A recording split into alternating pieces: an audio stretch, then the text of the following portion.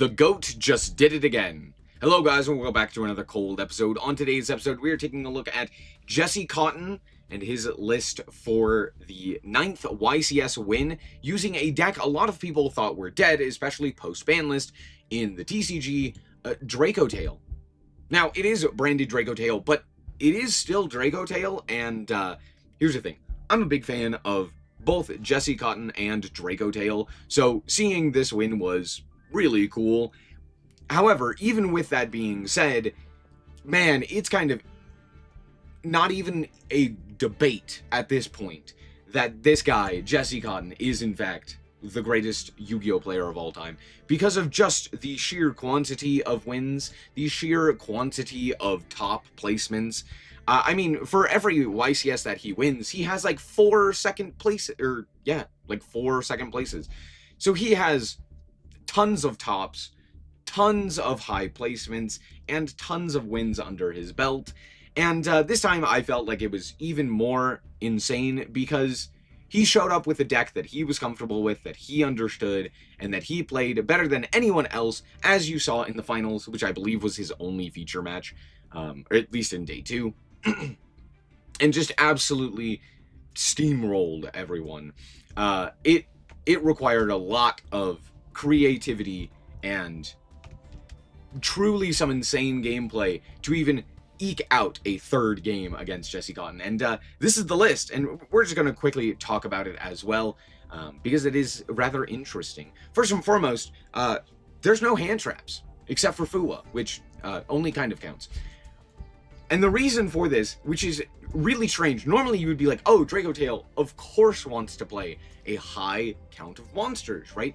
But the reason for this is because both Ketu and Rahu are limited, which means that, honestly, the Draco Tail cards in general are significantly weaker, right? You're just not capable of recycling a lot of them. You're not capable of utilizing multiple of their effects to set additional copies of these cards, unless you're willing to play more of these traps. And in general, you're just not really capable of doing as much because things like Malulu are limited, as well as things like Lucius are semi-limited, meaning that you're not as capable of consistently utilizing your Draco Tails to kind of pair with the with like board breakers and stuff, or hand traps, right? So instead, what Jesse has aimed to do is, as you can tell, play a lot of really powerful engine, which the Draco Tails very much so are, as well as the branded cards, and then playing a smaller package of board breakers. Things like, of course, the Fuwas to draw you into more engine, but then, of course, things like Super Poly, Droplet, etc. So all in all, it is a fairly concise strategy, right?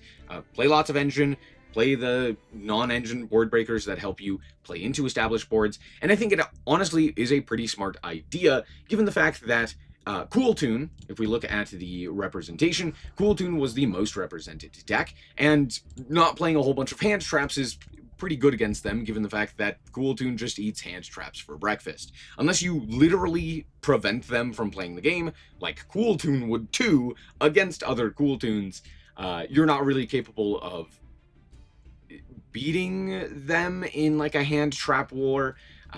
They're just going to be able to effectively go through the combo regardless of what you do. So I think it is a fairly decent idea.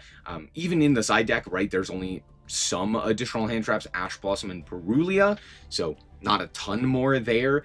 But yeah, all in all, I think it is a pretty smart idea. And I mean, even the extra deck is pretty tight and is pretty concise. Obviously, you can go watch his video about all of the explanations between each card, but I just kind of wanted to showcase this. I thought it was pretty cool. I also want to talk real quick about the YCS in general, because this was one of a kind when it comes to YCSs. First and foremost, this was the only YCS thus far that is doing both a standard advanced format YCS and a Genesis YCS on stream, right? And you could see all of the Genesis matches. Surely there were not nearly as many players playing Genesis, but that being said, it was still a good time, and Red Dragon Archfiend was kind of the standout deck of this format. Not only did it win, it was doing pretty well within the top cut, and it seemed to be kind of the breakout star when it comes to the feature matches. There were a lot of Red Dragon Archfiend matches, so there's that. But you can see a myriad of different decks, you know, within the top 8, there's 6 different decks. So, you know, Genesis, even within the top 16, there's only, what, 7 similar decks? So, 9 total different decks, potentially, I should say. But very interesting.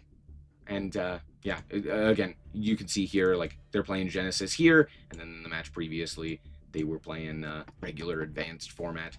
So, pretty interesting event overall, and, hey, shout out Jesse Cotton once again with the GOAT status, playing one of my favorite decks, and just genuinely an incredible deck. So, coolio. Thank you guys so much for watching, and remember to always stay frosty. Bye-bye.